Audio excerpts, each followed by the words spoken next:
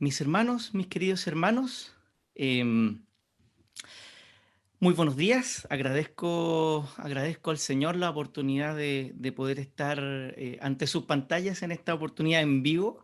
Como decía Waldo al principio, ciertamente uno se pone un poco nervioso, ¿cierto? Es quizás más fácil cuando uno está mirándolo, pero aquí por fe vamos a estar compartiendo algunos minutos de la palabra del Señor. Gracias Waldo, gracias Alejandra por los bonitos coros que han podido elegir, por el devocional muy hermoso, por la pregunta que pudimos elegir. El mensaje de esta mañana, mañana aún, son las 11:55. El mensaje de esta mañana tiene que ver con una correcta motivación o mi correcta prioridad en la oración. Este mensaje va dirigido a todos los que creemos en Dios, digamos, y que queremos que el Señor pueda guiarnos de una mejor manera, pueda guiarnos en nuestra oración para que nuestra oración sea de mejor manera. Ahora, no nos desalentemos. Primero que todo, la peor oración. No sé si usted sabe cuál es la peor oración. ¿Ah? La peor oración, ¿cuál será? Es la que no se hace. La peor oración es la que no se hace. Así que si usted ora y si tiene esa buena costumbre ya incorporada, sigámoslo haciendo. Orar es un consejo que cruza toda la Biblia. Por ejemplo, en Jeremías dice, clama a mí y yo te responderé. En el libro de los Salmos, atiende, oh Dios, mi oración. En Romanos, ser constantes en la oración. En Primera de Tesalonicenses se nos dice, orad sin cesar. A Timoteo le dice, oye, que los hombres oren en todo lugar. En Santiago, que oremos los unos por los otros. En Efesios, ¿se acuerda usted del texto donde aparece la armadura del cristiano? Bueno, no es solamente tener un dominio bíblico, tomar bien la palabra del Espíritu o tener un bonito testimonio, sino que dice orando en todo tiempo. ¿Ah? Entonces, la oración es algo que cruza, quizás es una de las principales pruebas de fe que uno puede tener, el hecho de orar. Así que, pero no se preocupe, como haya sido su oración hasta ahora, no se preocupe, Dios la ha escuchado.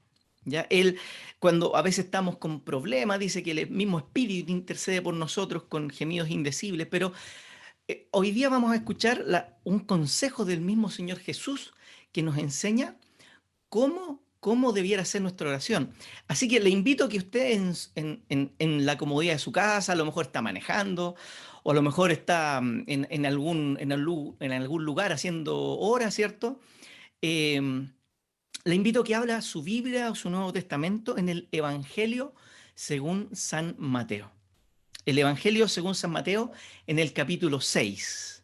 Vamos a leer el texto que tradicionalmente se conoce como el Padre Nuestro. ¿Sí? Este texto es parte de un sermón más largo que aparece en el Evangelio de Mateo, que es el Sermón del Monte.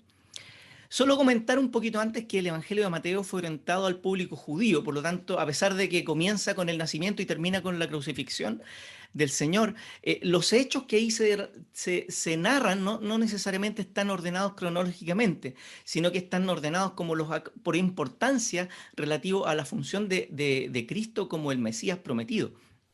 Entonces, ahora, en el Sermón del Monte, por lo tanto, a pesar de estar al inicio del libro, está en Mateo 5, si usted lo quiere leer, de ahí llega hasta el capítulo 7, si no me equivoco. A pesar de estar en el inicio del libro, en realidad ocurre cuando ya el Señor había tenido un año y medio había transcurrido más o menos un año y medio de ministerio. Y tiene un sentido el Sermón del Monte tiene un sentido primeramente de consuelo. Si usted, por ejemplo, lee el inicio del Sermón del Monte, dice, bienaventurados los pobres en espíritu, porque de ellos es el reino de los cielos, bienaventurados los que lloran, porque de ellos es el reino de los cielos. Más adelante dice, bienaventurados sois cuando por mi causa os vituperen y os persigan y os digan toda clase de mal contra vosotros, mintiendo. Entonces hay un sentido de consuelo y también de aclaración, también de aliento. Pero todo eso para los creyentes que realmente querían servir al Señor. Entonces, este sermón del monte contiene una instrucción que si usted lo busca en Mateo capítulo 6, ya desde el versículo 5 para adelante empieza a hablar de Jesús. Tiene un subtítulo que se llama Jesús y la oración. Así que ahora vamos a leer el libro de Mateo en el capítulo 6, pero vamos a comenzar en el versículo 9. Mateo 6, comenzando desde el versículo 9, dice así la palabra del Señor. Vosotros, pues, oraréis así: Padre nuestro, que estás en los cielos, santificado sea tu nombre. Venga tu reino. Hágase tu voluntad, como en el cielo, así también en la tierra. El pan nuestro de cada día, dánoslo hoy. Y perdónanos nuestras deudas, como también nosotros perdonamos a nuestros deudores. Y no nos metas en tentación, mas líbranos del mal, porque tuyo es el reino y el poder y la gloria por todos los siglos. Amén. Le invito a que tengamos un momento de oración. Padre Celestial, en esta hora llegamos ante tu presencia en el nombre de nuestro Señor Jesucristo para descubrir, Señor, algunas joyas que tú tienes respecto de la oración. Padre Celestial, no nos dejes, Señor, sin tu palabra. Al contrario, Señor, abre nuestros oídos humanos, pero muy especialmente los oídos y los ojos de nuestro corazón. Abre nuestro entendimiento para poder leer tu palabra y para que ella, Señor, haga vida en nuestro corazón. Te lo pedimos todo en el santo nombre de Cristo Jesús, nuestro Salvador. Amén. Bien, este texto, el Padre Nuestro, para quienes a lo mejor vienen de la tradición católica, se ocupa como un texto que se repite. En realidad no es una oración que uno deba repetir, sino más bien es una oración modelo donde se plasman cuáles son las prioridades, nos da una línea, un guía, un molde de cuáles deben ser las principales oraciones o las principales peticiones que uno debe tener. Y es curioso pensar que la primera petición que aparece en este texto es la siguiente. Dice, en el versículo 9, dice, vosotros pues oraréis así: Padre nuestro que estás en los cielos, santificado sea tu nombre. Esa es la primera petición. Yo no sé si calificarla como una petición propiamente tal, sino que quizás es la correcta motivación. Porque si uno lee el resto, ¿por qué pedimos al Señor que venga a su reino? Bueno, le pedimos al Señor que venga a su reino. ¿Para qué? Para que su nombre sea santificado. ¿Por qué pedimos que se haga su voluntad? Tan así como en el cielo, así también en la tierra, para que el nombre del Señor sea eh, santificado. ¿Por qué pedimos por nuestra provisión el pan nuestro de cada día? Para que el nombre del Señor sea santificado. En fin, entonces es la primera petición. Ahora, cuando se habla del nombre del Señor, se habla de todo su ser, como creador, como proveedor, como sanador, como un Dios omnipotente. Y por lo tanto, esto no tiene que ser un amuleto, no tiene que ser decir, mira, voy a orar para que el nombre del Señor sea santificado, para que Él me sane. No es un amuleto. Hay en la Biblia hay registros de personas que han ocupado el nombre del Señor como amuleto. Por ejemplo, os conjuro por Jesús, el que predica Pablo, dice un trozo de la palabra. Eso es un molde que el mismo Jesús utilizó para orar. Uno lee aquí en Juan 17, versículo 1, dice, glorifica a tu Hijo para que también tu Hijo que te glorifique a ti. Entonces, el santificar el nombre del Señor es la parte integral, la parte más importante de nuestras peticiones. Y quizás denota lo que hay realmente dentro de nuestro corazón. Lo primero que nosotros deberíamos buscar es la gloria del Señor en todo tiempo. Ahora, ¿qué significa? Vamos al desarrollo del mensaje. ¿Qué significa santificar el nombre del Señor? no es solamente tener un tiempo de alabanza o de gratitud al Señor. Eso es correcto. Es bonito, ¿cierto? Poder orar y dar gracias por la vida, dar gracias por la salud, dar gracias porque con todo lo que uno pueda estar pasando en estos momentos, estamos con vida, estamos bien, nuestros familiares están bien. Es bonito partir una oración alabando al Señor, incluso si a lo mejor estuviéramos enfermos, por el hecho de haberle conocido, por el hecho de tener una esperanza eterna en gloria. Entonces, santificar el nombre del Señor no es solamente dar alabanza o glorificar al Señor, sino que tiene tres conceptos. Primero, apartar el nombre del Señor. O sea, que el nombre del Señor en mi vida y en la vida de mi familia sea apartado. También sea reconocido, sea honrado. Reconocido, es decir, te doy gracias, Dios, por la vida que tengo, porque si tú no tuvieras misericordia de mí, yo podría no estar vivo en este momento. Entonces yo reconozco a través de em, de esa parte de la oración, esa gratitud, yo reconozco que todo lo que yo puedo vivir, lo vivo gracias a Él, mediante Él y por su misericordia. No solamente eso es honrarlo. El poder santificar el nombre del Señor tiene que ver con darle valor a su palabra. Entonces, esa es la primera petición. Y, y a pesar de que pudiera ser muy simple, podríamos decir, Señor, que tu nombre sea santificado y con harta gana decirle, Señor, que yo tu nombre lo tome con respeto, con cuidado.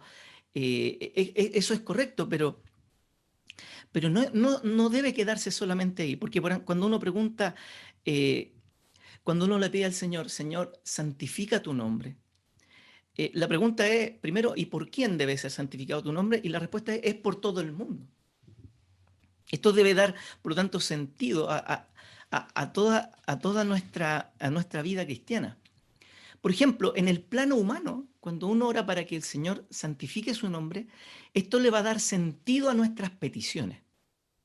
Quisiera que me acompañara a Segunda de Corintios, ¿sí? Segunda de Corintios en el capítulo 12.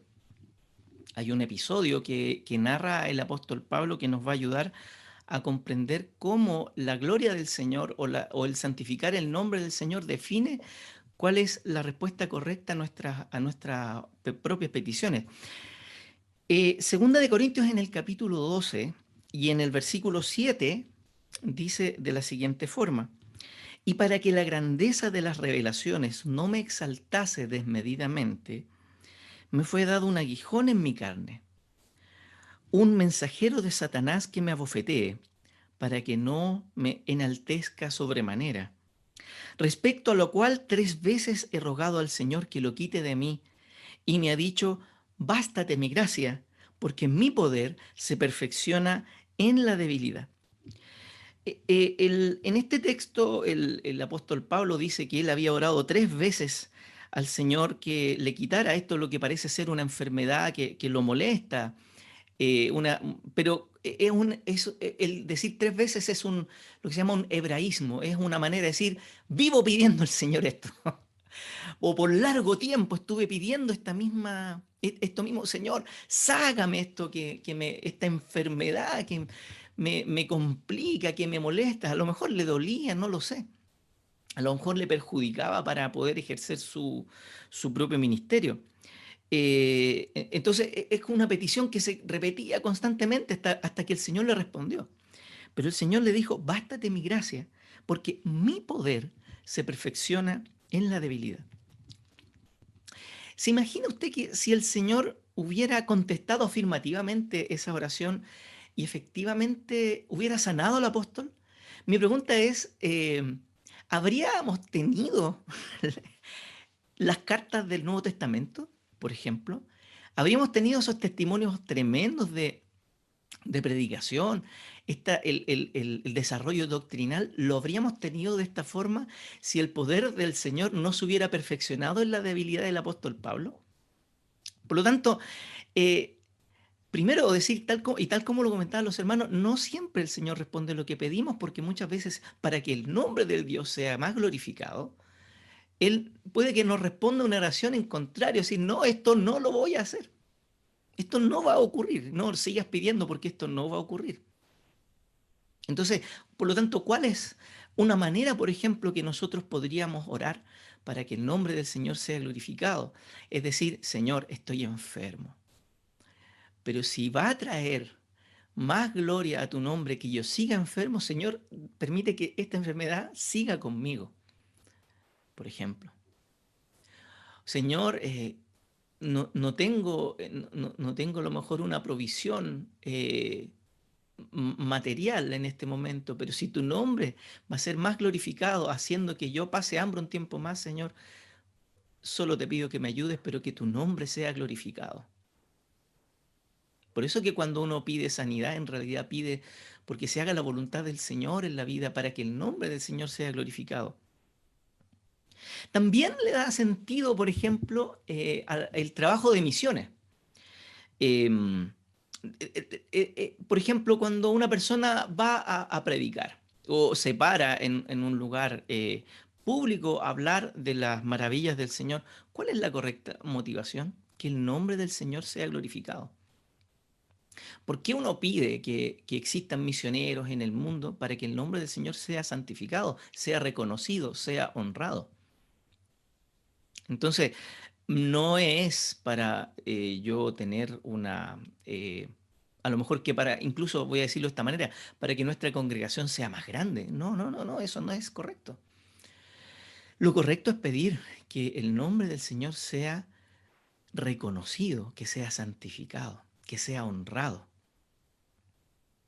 Ahora, si yo pido que el nombre del Señor sea santificado, nosotros debiéramos pedir entonces que se mantenga vivo en nosotros el segundo mandamiento. El segundo mandamiento dice, no tomarás el nombre de Jehová tu Dios en vano. Entonces, uno podría pedirle al Señor, decir, Señor, te pido que yo ocupe bien tu nombre cada vez que converse.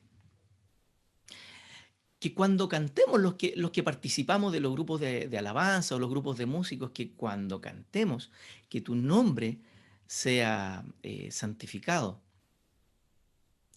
Por lo tanto, que no haya una gloria o un reconocimiento al cantante, o el que predica, que no haya un reconocimiento al predicador, sino que terminando la predicación lo que quede es que el nombre de Dios sea santificado. Que sea santificado en nuestra familia. Uno puede pedir, por ejemplo, si quiere realmente que el nombre del Señor sea santificado. Decir, Señor, que mis hijos o mis parientes te conozcan. ¿Para qué? Para que tu nombre sea santificado. Eh, por ejemplo, también me obliga a mí a estar atento a hacer defensa del nombre del Señor. Señor, que si alguien le quita honra a tu nombre, yo pueda corregir, aunque me eche la gente encima. Hoy día en redes sociales es muy común que cuando uno hace un comentario a propósito de la santificación del nombre del Señor, hay muchas veces que las personas van a salir con comentarios de odio o con comentarios de, de algún comentario negativo hacia nosotros. Pero que el Señor nos dé, ¿cierto?, el temple, que el Señor nos ayude para que nosotros no ceder en términos de que el nombre del Señor sea santificado. Por lo tanto, me obliga a pedir que todo lo que me suceda sea lo que dé más gloria al Señor. Hay otra dimensión quizás más íntima respecto de que el Señor santifique su nombre. Hemos visto cómo si uno pide que el Señor santifique su nombre en nuestra vida, todas nuestras peticiones quedan sujetas a que su nombre sea santificado. Hemos visto también en mi interacción con los demás cómo el nombre del Señor debe ser santificado y qué es lo que implica, que hay evangelismo, en fin, que yo mismo me convierta en un defensor de la fe. Pero hay una dimensión interna que creo que no debe dejar de ser tocada en esta mañana y está en el libro de Ezequiel. Le invito a que vamos al libro de Ezequiel en el capítulo 20. el libro de Ezequiel en el Antiguo Testamento, en el capítulo 20 y versículo 39, dice de la siguiente forma: y a vosotros, oh casa de Israel, así ha dicho Jehová el Señor: andad cada uno tras sus ídolos y servidles, si es que a mí no me obedecéis. Pero no profanéis más mi santo nombre con vuestras ofrendas y con vuestros ídolos. Caramba. O sea que yo puedo estar dando una ofrenda al Señor y estar profanando el nombre del Señor a la vez, claro. Si nosotros, por ejemplo, damos una ofrenda al Señor y no han salido los ídolos de mi corazón, si yo no obedezco a la palabra del Señor, o si mi corazón no está realmente con un deseo de estar consagrado, capaz que incluso en vez de darle gloria al Señor, yo lo que esté haciendo es profanando su santo nombre. Entonces, el hecho de santificar el nombre del Señor tiene que ver con una dimensión interna que es muy profunda. Orábamos, por ejemplo, habían algunas peticiones de oración por sabiduría, por ejemplo. Amén. Dios responde esa petición efectivamente, pero que esa sabiduría sea usada para engrandecer el nombre del Señor. Por ejemplo, si hay personas que quieren decir, no, yo quiero cantar más bonito, voy a ponerlo de esa manera porque usted sabe que yo pertenezco al grupo de músicos y por eso que lo voy a ocupar ese ejemplo. Yo quisiera cantar más bonito para estar en la iglesia, qué sé yo, pero con mi voz voy a realmente santificar el nombre del Señor si mi corazón está mal. No, lo primero que tiene que ocurrir es pedirle, Señor, Señor, saca los ídolos de mi corazón. Todo lo que ocupe tu lugar, Señor, sácalo. Porque de esa manera, recién, nosotros al poder presentar nuestra ofrenda, va a ser una ofrenda que no profane el nombre del Señor. Fíjese usted que en el mismo libro de Ezequiel, un par de capítulos más adelante, en el capítulo 36, Ezequiel capítulo 36, versículo 20, del 20 en adelante, dice, y cuando habla del Israel desperdigado en las naciones, dice, y cuando llegaron a las naciones donde fueron, profanaron mi santo nombre, diciéndose de ellos, estos son pueblo de Jehová y de la tierra de él han salido. Pero he tenido dolor, dice el Señor, al ver mi santo nombre profanado por la casa de Israel entre las naciones donde fueron.